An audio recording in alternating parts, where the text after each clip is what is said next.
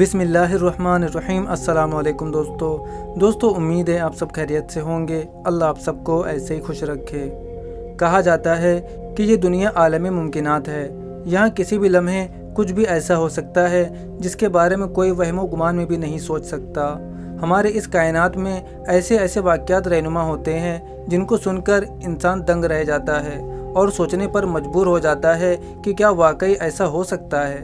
بے شک اللہ جسے چاہتا ہے ہدایت نصیب فرماتا ہے اور دنیا کو اپنی بے پناہ طاقت کے جلوے دکھاتا ہے، جس پر کفار کے احوانوں میں بھی اللہ اکبر کی صدائیں گونجنے لگ جاتی ہے۔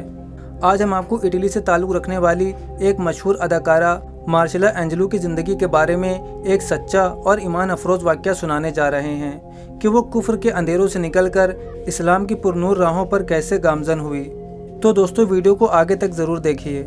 دوستو ویڈیو میں آگے بڑھنے سے پہلے آپ سے گزارش ہے کہ اگر آپ نے ابھی تک ہمارے چینل کو سبسکرائب نہیں کیا ہے تو ہمارے چینل کو سبسکرائب کر دیں اور پاس ہی میں بنے بیل آئیکن کو بھی دبا دیں تاکہ ہماری آنے والی ویڈیوز کی نوٹیفیکیشن آپ کو سب سے پہلے مل سکے۔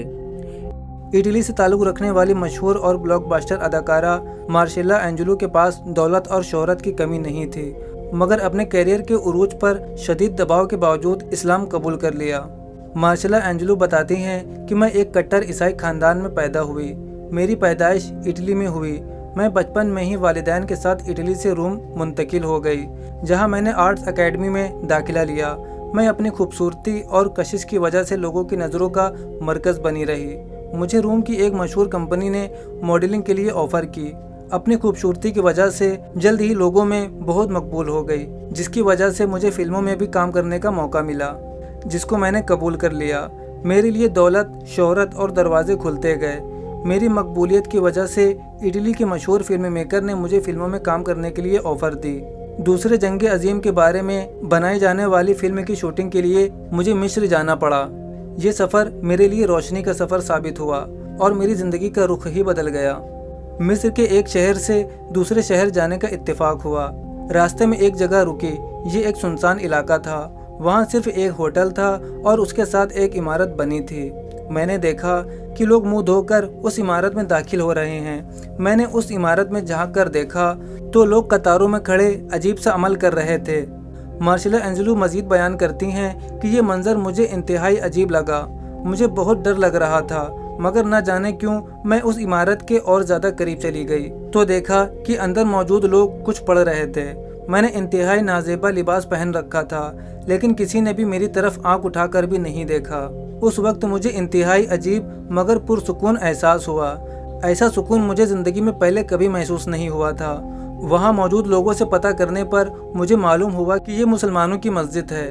یہاں مسلمان اللہ کی عبادت کرتے ہیں۔ میں زندگی میں پہلی بار مسلمانوں کو ایسے عبادت کرتے ہوئے دیکھ رہی تھی۔ میرے ذہن میں مسلمانوں کا جو چہرہ تھا وہ ایک خونی درندے جیسا تھا جو ظالم ہوتے ہیں اور لوگوں کو بنا وجہ قتل کرتے ہیں، مگر یہاں سب کچھ الٹا تھا۔ اگلے دن میں دوبارہ اسی ٹائم ایک اور مسجد گئی۔ میں مسلمانوں کو ویسے ہی عبادت کرتے ہوئے دیکھنا چاہتی تھی۔ ان کو انتہائی منظم انداز میں اپنے پروردگار کی عبادت کرتے ہوئے دیکھ کر مجھے بہت زیادہ قلبی اور روحانی سکون ملا، اور زندگی میں پہلی بار مجھے مسلمانوں پر رشک آیا۔ لوگ جب عبادت کر کے باہر آئے تو میں نے ان سے ان کی عبادت کے متعلق بات کی۔ مجھ سے بات کرتے وقت سب کی نظریں نیچے تھیں۔ کسی نے بھی میری طرف آنکھ اٹھا کر نہیں دیکھا۔ وہ مجھے بہن اور بیٹی کہہ کر مخاطب کر رہے تھے۔ میں حیران تھی کہ کیا یہ وہی مسلمان ہیں جن کو ہمارا معاشرہ ظالم اور دہشت گرد کہتا ہے؟ میں ان کے سامنے کھڑی تھی، لیکن وہ لوگ تو مجھے نظر اٹھا کر بھی نہیں دیکھ رہے تھے۔ ہمارے معاشرے میں مرد اور عورتوں کو ایسے دیکھتے ہیں جیسے بھوکے شکاری اپنے شکار کو دیکھتے ہیں، لیکن یہاں تو معاملہ بالکل مختلف ہے۔ میں اس سے پہلے کبھی بھی اپنی زندگی میں کسی بھی غیر مرد سے اپنے لیے بہن اور بیٹی کے الفاظ نہیں سنی تھی۔ مصر میں فلم کی شوٹنگ مکمل ہونے کے بعد میں اٹلی لوٹ آئی۔ یہاں میرا ایک دوست تھا۔ ہم بنا شادی کیے ایک ساتھ ایک ہی گھر میں رہتے تھے اور ہر ناجائز کام کرتے تھے۔ میں نے ہمارے اس رشتے کے بارے میں کافی غور کیا تو مجھے اس میں خرابی کا احساس ہوا۔ مسلمانوں کا مجھ سے نظریں نیچی کر کے بات کرنا اور مجھے بہن بیٹی کہہ کر مخاطب کرنا مجھے بہت کچھ سوچنے پر مجبور کر رہا تھا۔ میرے دل و دماغ پر ان کی عبادت اور اخلاق کا بہت بڑا اور گہرا اثر پڑا۔ مجھے اپنے دوست کے ناجائز رشتے سے گھن آنے لگی اور مزید فلموں میں کام کرنے سے میں نے انکار کر دیا۔ मेरी सोच का महवर और मरकज़ इस्लाम और मुसलमानों की इबादत का तरीका था। मैं हर वक्त उसी के बारे में सोचती रहती थी। मिस्र की वो छोटी सी मस्जिद, मुसलमानों का इखलाक, उनकी इबादत की सादगी, उनकी नमाज में छोटे बड़े की बराबरी और मुझे नज़रें उठाकर ना देखना और बहन और बेटी जैसे मुकद्दस अल्फाजों से मुखातिब करना, ये सब मेरे दिमाग पर नक्श हो चुका था। मार्शेला एंजेलो कहती हैं कि वो मेरे कैरियर के उरूज के दिन थे। लोग उस मकाम तक आने के लिए अपना सब कुछ दांव पर लगा देते हैं, लेकिन मेरी दिलचस्पी उनमें अब बिल्कुल भी नहीं थी। मैं इटली से रोम चली गई। दुनिया की चकाचौंध अब मेरे लिए कोई मायने नहीं रखती थी। एक दिन मैं कहीं जा रही थी तो रोड के साइड पर एक बोर्ड पर नज़र पड़ी जिस पर लिखा था मरकज़ इस्लाम। मैंने गाड़ी रोकी और उसी इमारत के अंदर चली गई। वहाँ मौजूद लोग मेरे साथ निहायत अदब और शफ़क़त के साथ पेश आए। मैंने उनसे इस्लाम के मुतालिक कुछ किताबें मांगी तो उन्होंने मुझे एक पैकेट दिया जिस पर लिखा था भाइयों की तरफ से अपनी बहन को तोहफ़ा। घर जाके वो पैकेट खोला तो उसमें अतालवी ज़ुबान में कुरान मजीद का तर्जुमा और इस्लाम के बारे में कुछ किताबें थीं। उन किताबों में इस्लाम में जो औरतों का मकाम और मर्तबा था उस बारे में तफसीली तहरीर थी। जैसे जैसे उन किताबों का मुताला करती गई, मेरे दिलो दिमाग में इस्लाम और मुसलमानों के बारे में मोहब्बत पैदा होने लगी और मैं हिदायत के करीब तर होने लगी। किताबें पढ़ने के बाद मैं सोचने लगी, जो बात दिलो दिमाग पर असर कर गई अब उस पर अमल किया जाए। मैं दोबारा उसी इस्लामी मरकज़ गई और इस्लाम कबूल करने की अपनी ख्वाहिश का इजहार किया। उन्होंने मुझे कलमा शहादत पढ़वाया और उसका तर्जुमा बताया।